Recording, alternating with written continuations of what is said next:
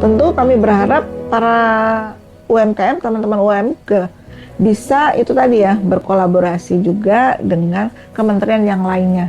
Karena itu semuanya nanti kita kita lakukan bersama bagaimana menguatkan UMKM Indonesia go global.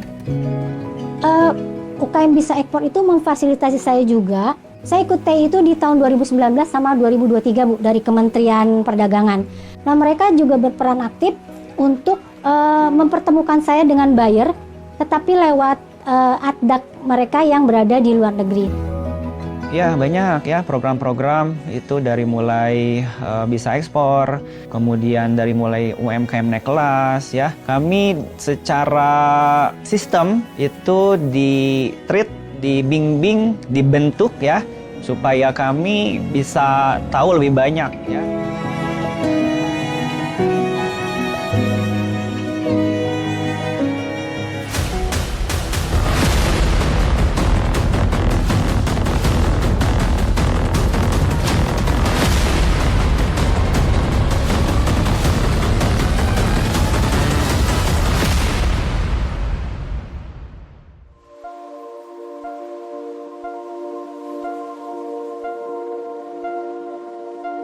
Indonesia merupakan negara terluas di Asia Tenggara dengan daratan terhampar 1,9 juta kilometer persegi dan perairan terbentang 6,4 juta kilometer persegi.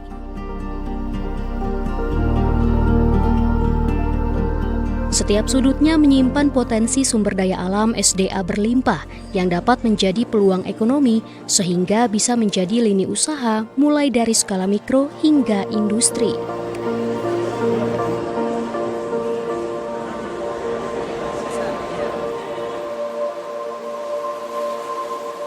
Usaha mikro kecil dan menengah UMKM merupakan salah satu pilar penting dalam perekonomian tanah air karena mencakup sekitar 99% total unit usaha di Indonesia. Berkontribusi terhadap produk domestik bruto PDB nasional hingga 60,51% dan menyerap hampir 97% dari total tenaga kerja di Indonesia.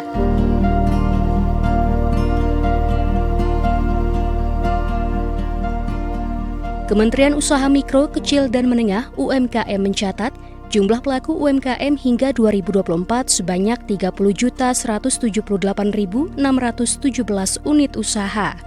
Angka itu didapat dari Sistem Data Informasi Tunggal (SIDT) dan Data Registrasi Sosial Ekonomi atau Reksosek Bappenas.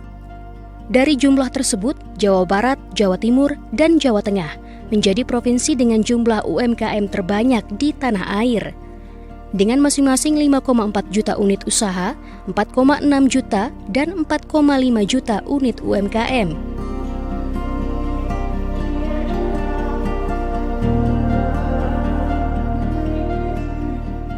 Tidak hanya berperan sebagai jangkar perekonomian nasional, kehadiran UMKM juga berkontribusi dalam neraca perdagangan Indonesia.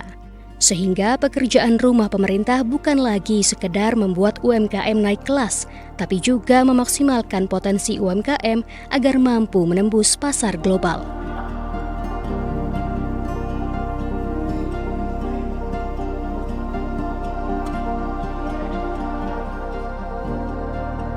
Nah, sebetulnya jumlah UMKM ada berapa? Pertanyaannya seperti itu kan. Itu kan ada sekitar 60 jutaan itu ya di sensus di BPS ya, sekitar 64,2 juta 2019. Nah, ternyata ada satu data lagi nih Mbak yang di sensus pertanian ada di BPS itu sekitar 29,4 juta. Jadi kalau kita rencananya akan kita integrasikan kembali datanya, berarti kalau 30 tambah 29 kurang lebih ya 59 juta. Nah, kami punya program dari Pak Menteri langsung, ya, itu namanya holding UMKM. Nah, holding UMKM itu bukan berarti UMKM dia bentuk holding, perusahaan bukan. Dia itu adalah konsepnya adalah ekosistem kemitraan bisnis UMKM berbasis klaster. Nah, kami sudah identifikasi ada 10 klaster, di mana salah satunya adalah orientasi ekspor. Gitu, misalnya ada sektor handicraft, ada sektor kuliner.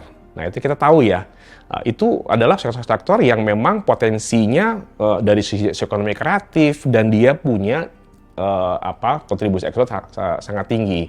Nah, bagaimana kita membangun sebuah konektivitas antara usaha mikro kecil dengan menengah, antara UMKM dan industri besar, gitu. Nah, ini kan satu kondisi yang kita inginkan kan, bagaimana usaha menengah tadi sebagai anchor, dia akan menarik mikro kecil, ya, terhubung.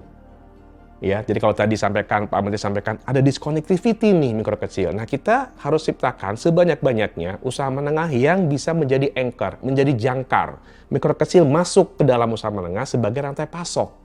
Kepala Pusat Ekonomi Digital dan UMKM dari Institute for Development of Economics and Finance INDEF menyebut, kontribusi ekspor UMKM di Indonesia tercatat 15,7% dari total ekspor. Ada 3 jenis komoditas yang potensial untuk dikembangkan oleh UMKM dalam negeri sebagai produk ekspor. Namun, peneliti INDEF itu mengingatkan, pendampingan dari pemerintah untuk mempermudah UMKM dalam melengkapi sertifikasi yang dibutuhkan dalam proses ekspor juga menjadi kunci penting UMKM bisa jadi pemain di pasar global. Iya, yang jelas itu ada 3 sektor UMKM terbesar. Yang pertama, yang untuk ekspor ya. Yang pertama itu adalah sektor makanan, olahan makanan dan turunannya. Yang kedua itu adalah sektor fashion atau pakaian. Dan yang ketiga adalah sektor kayu dan turunannya, gitu. Misalnya tadi terkait dengan rotan, bambu dan sejenisnya. Jadi 3 sektor itu yang selama ini berkontribusi. Kemudian dan ketika 3 sektor ini semakin dipercepat, diakselerasi, maka semakin besar pula kontribusinya terhadap perekonomian. Ya, tentu dengan perampingan birokrasi, kemudian peningkatan kapasitas SDM. Hal ini juga termasuk dengan misalnya sertifikasi dari UMKM itu. Jadi UMKM itu kan tentu ada pegawai-pegawainya, kemudian ketika misalnya mereka diberi fasilitas untuk melakukan sertifikasi misalnya di BNSP atau di lembaga sertifikasi lainnya, itu semakin meningkatkan kompetensi mereka. Dan tadi juga termasuk akhirnya UMKM itu bisa naik kelas. Maka ketiga hal ini setidaknya itu bisa tadi ya mempercepat UMKM untuk ekspor lebih banyak lagi. Pelebaran sayap UMKM lokal menembus pasar global turut digalakan oleh Kementerian Perdagangan lewat program Berani Inovasi, Siap Adaptasi atau disebut UMKM Bisa Ekspor. Program yang mulai dijalankan tahun 2025 ini melibatkan Atase Perdagangan serta Indonesia Trade Promotion Center atau ITPC di 33 negara. Untuk memperkuat daya saing UMKM dalam ekspor produk, Kementerian Perdagangan menggunakan 3 strategi, yakni pengembangan produk ekspor, pengembangan pelaku usaha ekspor, serta pengembangan pasar ekspor. UMKM Bisa Ekspor telah memfasilitasi 773 UMKM dari berbagai wilayah di Indonesia. Adapun nilai transaksi yang berhasil dibukukan sejak Januari hingga Agustus 2025 sebesar 90,4 juta dolar AS atau setara 1,4 triliun rupiah.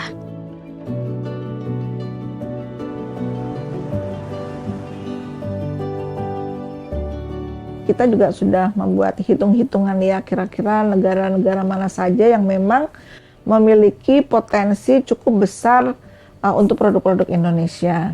Nah, 5 besar itu adalah India, kemudian Arab Saudi, kemudian Uni Emirat Arab, Turki, dan Tiongkok. Ini hitung-hitungannya mungkin dari size market, daya beli, dan sebagainya.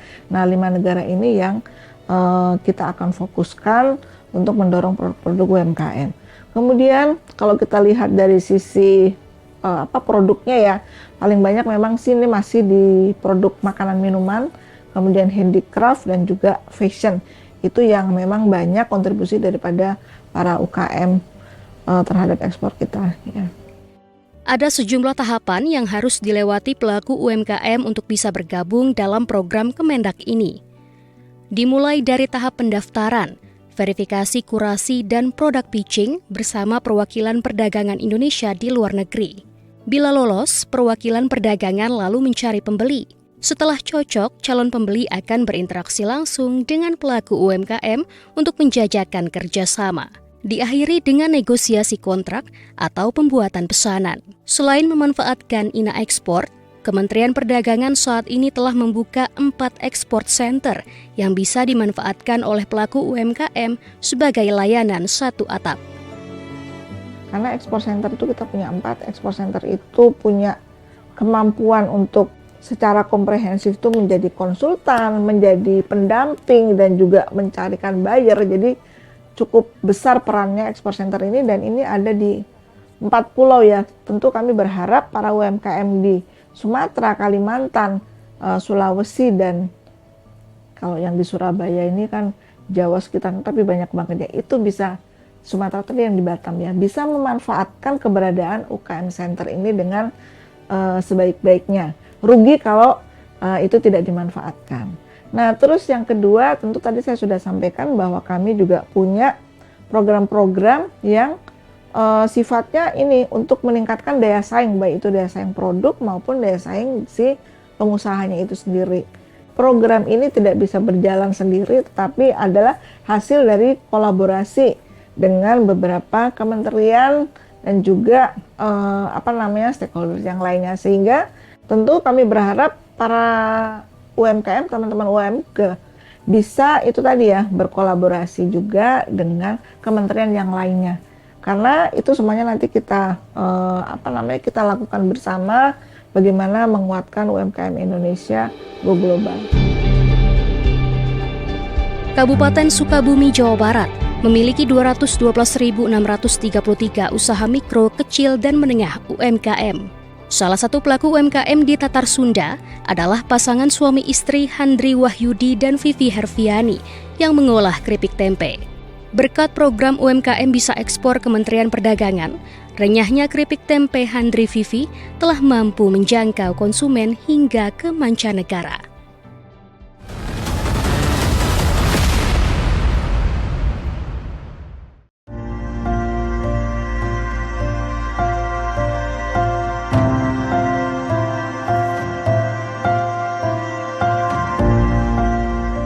Dikenal dengan panorama alam yang memukau serta wisata kuliner yang beragam, Kabupaten Sukabumi nyatanya penuh dengan masyarakat yang semangat dan bekerja keras. Banyak tangan-tangan terampil yang terus menggerakkan roda perekonomian yang mayoritas adalah para pelaku usaha mikro, kecil, dan menengah UMKM. Mereka bak tulang punggung yang menjadi simbol kemandirian. Di Desa Balai Kambang, Kecamatan Nagrak, berdiri sebuah UMKM yang menyulap tempe menjadi keripik. Berdiri sejak 2014, usaha milik pasangan suami istri Handri Wahyudi dan Vivi Herfiani ini bermimpi membawa tempe jadi makanan kelas dunia dan membuka lapangan kerja bagi warga sekitar. Untuk awal dulu kita waktu awal-awal produksi keripik ini, saya itu tenaga kerjanya saya sendiri sama istri saya gitu. Saya yang menggoreng, istri saya yang motong. Tapi seiring berjalannya waktu dengan bertambahnya pasar, alhamdulillah kita bisa merekrut 1 karyawan, terus bertambah lagi menjadi 2, dan sampai sekarang saat ini kita mempunyai 15 karyawan gitu. Waktu itu dari 10 kilo terus naik lagi menjadi 20, terus sampai alhamdulillah sampai sekarang kita bisa sampai 30.000 piece per bulan.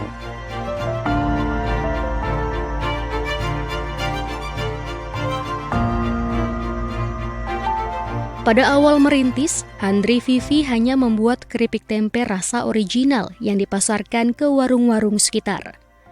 Untuk menjangkau pasar yang lebih luas, pengembangan rasa dilakukan dengan melahirkan keripik tempe rasa sapi panggang dan ayam bawang, serta tak ketinggalan suguhan cita rasa Nusantara, yakni rendang dan sambal toel. Keberanian keduanya dalam berinovasi menciptakan beragam rasa keripik tempe mampu membawa produk mereka melalang buana ke pasar global. Kementerian Perdagangan sejak 6 tahun silam telah membantu usaha pasangan suami istri ini dalam memperluas jangkauan konsumen keripik tempe mereka. Di tahun 2019, Kementerian Perdagangan memfasilitasi kami untuk mengikuti Trade Expo Indonesia. Di sana kami banyak bertemu buyer potensial, dan secara langsung menawarkan produk kami, dan alhamdulillah responnya sangat baik. Mereka sangat suka ketika mencicipi produk kami. Dari situlah semuanya berawal, Mbak. Di situ tuh mindset kita tambah jadi makin naik lagi dan yakin lagi bahwa produk kita memang benar-benar disukai oleh buyer dari luar negeri. Jadi banyak juga di sana yang tidak tahu dan tidak kenal tempe, ketika coba produk saya secara langsung, itu langsung suka gitu. Dan di sana kita juga ada transaksi gitu. Dari toko-toko diaspora itu, dari sana saya kenalnya gitu. Jadi sangat berperan penting banget, dan itu momen yang tidak bisa saya lupakan. Pertama kali pameran di tingkat internasional itu di tahun 2019 dan difasilitasi oleh Kementerian Perdagangan. Saat pandemi COVID-19 datang, menjadi salah satu masa terberat bagi usaha Handri dan Vivi. Namun keduanya tak ingin menyerah pada keadaan. Mereka terus berusaha mencari pembeli potensial dengan memanfaatkan teknologi seperti email, media sosial, serta rutin mengikuti pameran yang digelar pemerintah pusat maupun pemerintah daerah. Tujuannya tak semata-mata agar jangan sampai gulung tikar, tapi supaya para karyawannya bisa tetap bekerja. Seiring berjalannya waktu, keripik tempe Handri Vivi makin dikenal dan dinikmati konsumen dalam dan luar negeri. Suksesnya ekspansi pasar produk tempe mereka adalah berkat keikutsertaan dalam program UMKM Berani Inovasi, Siap Adaptasi, Bisa Ekspor Kementerian Perdagangan. UKM Bisa Ekspor itu memfasilitasi saya juga.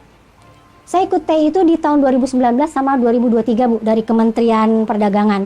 Dan baru-baru ini kan ada UKM Bisa Ekspor.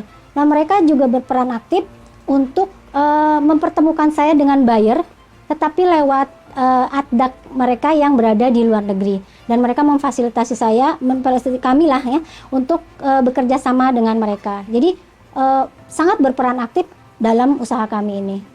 Saat ini, keripik tempe mereka sudah diekspor ke 16 negara, di antaranya Malaysia, Hong Kong, Kanada, hingga Belanda.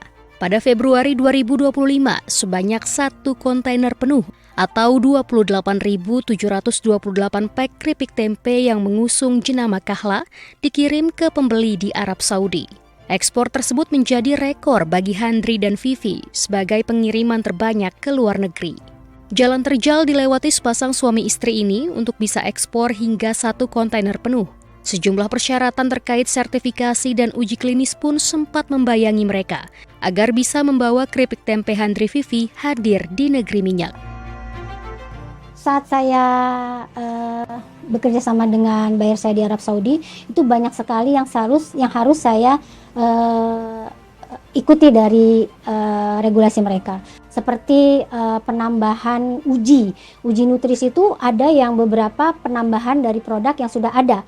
Saya sudah punya uji nutrisi khusus, tapi mereka meminta tambahan lagi sehingga harus diuji ulang.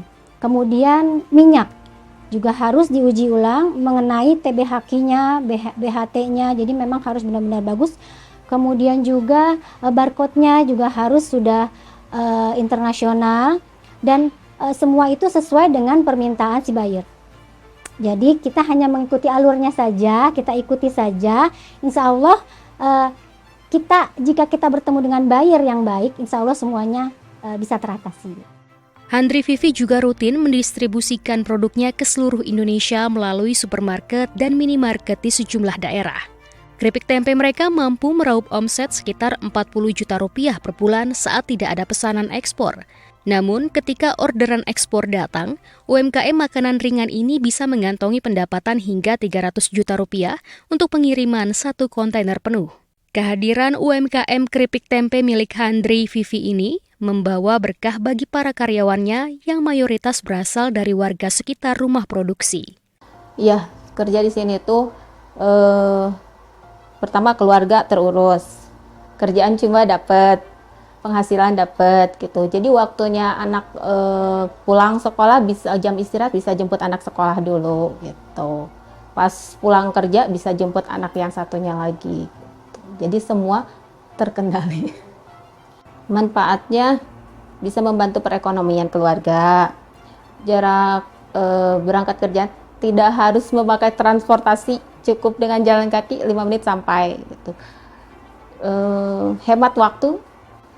Alhamdulillah udah bisa rapiin rumah, teras rumah. Udah bisa bikin lebih baik dari sebelumnya. Atapnya gitu udah mulai rapi. Alhamdulillah. Melalui kreativitas, inovasi, keberanian, dan mampu beradaptasi, pelaku UMKM lainnya yang telah mampu menembus pasar ekspor adalah Asep Mulyadi. Lewat penjualan peralatan dapur berbahan kayu, usaha yang dilakoni Asep tak hanya berkontribusi bagi neraca dagang Indonesia, tapi juga membuka lapangan kerja, menghidupi puluhan keluarga.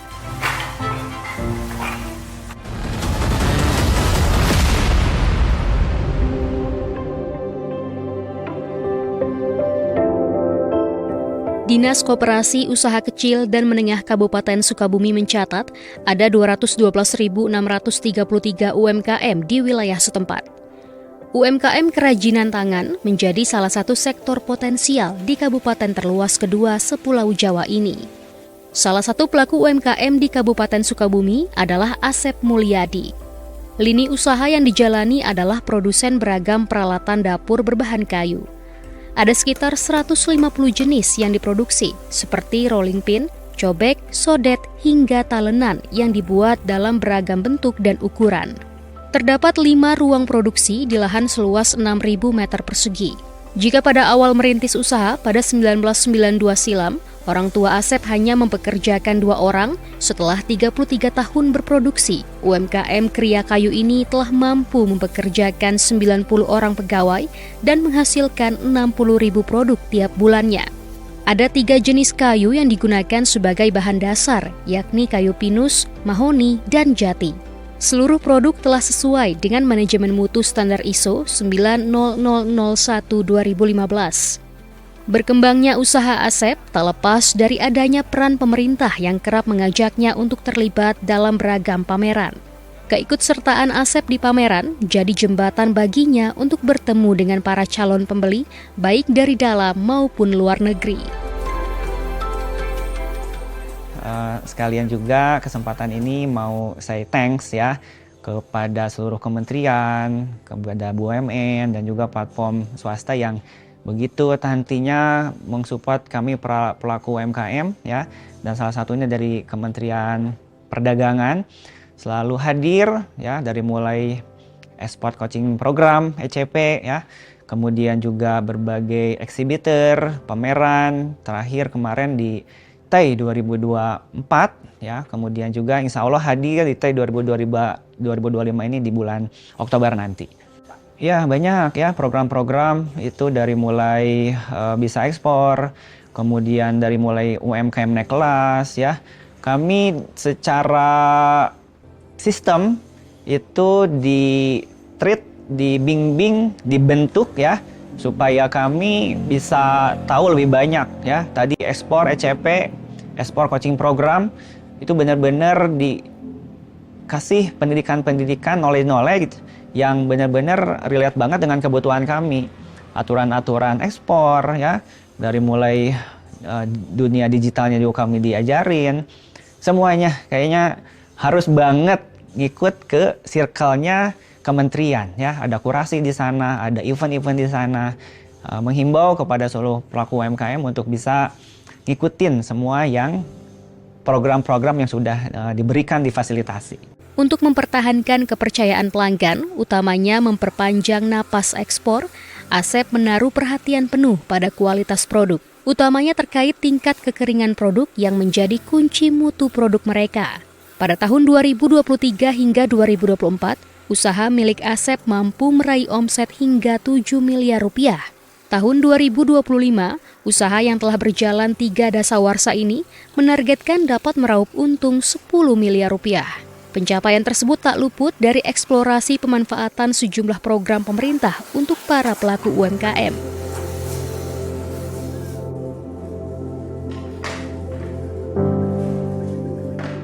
Luar biasa ya, betul. Dari Dinas UMKM juga, mereka keren, supportnya all out ya. Dari program UMKM naik kelas. Alhamdulillah Karya Winajar juga terpilih 2024 yang the best-nya ya se-Jawa Barat.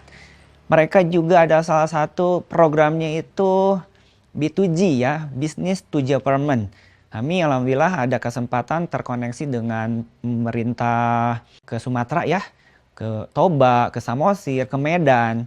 Dan alhamdulillah melahirkan buyer dan sampai sekarang continue repeat order. Asep menerapkan prinsip berkelanjutan yang tak hanya diusung pada kualitas produk dan usahanya, namun juga dalam membangun ekosistem bisnis agar membawa manfaat bagi para pegawainya. Saya bergabung di sini sejak 19 Maret 2019, berarti udah 6 tahun ya. Manfaat yang saya rasakan di sini banyak sekali, yang terutamanya bisa mencukupi kebutuhan saya, gitu ya. Kebutuhan saya, intinya saya bekerja di sini untuk sehari-hari saya, biaya hidup saya gitu bisa tercukupi dari sini saya. Saya kerja dari sini, alhamdulillah saya bisa membeli motor meskipun kredit dari sini ya, hasil dari sini. Yang keduanya saya bisa ambil rumah. Yang saya rasain sih dari tahun ke tahun selama saya bekerja di sini selama 6 tahun, semakin maju semakin berkembang. Yang asalnya orderannya sedikit terus melonjak semakin tinggi. Yang asalnya orderan ke Jakarta, Bandung, sekarang ke Surabaya, Sulawesi, Sumatera gitu nyampe sekarang. Terus ke distributor besar juga sekarang masuk.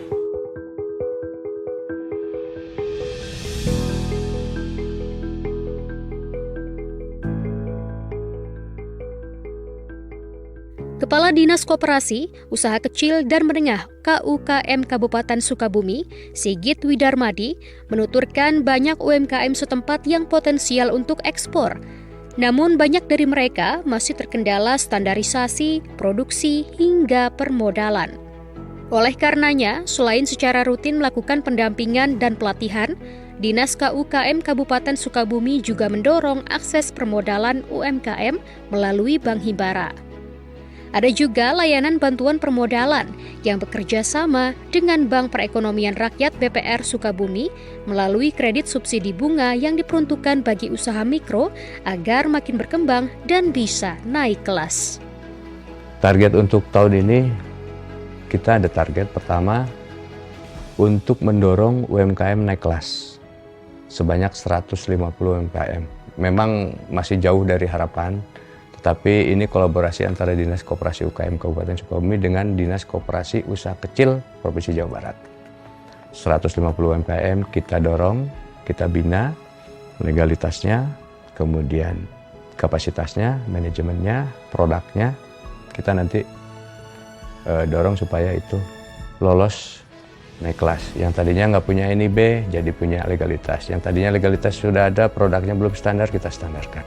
Pembinaan-pembinaan yang kita lakukan di tahun ini, kita sudah melakukan juga pendataan UMKM di Kabupaten Sukabumi. Itu sebagai basis data kami yang akan kita butuhkan dalam pengambilan keputusan di tingkat pemerintah Kabupaten Sukabumi.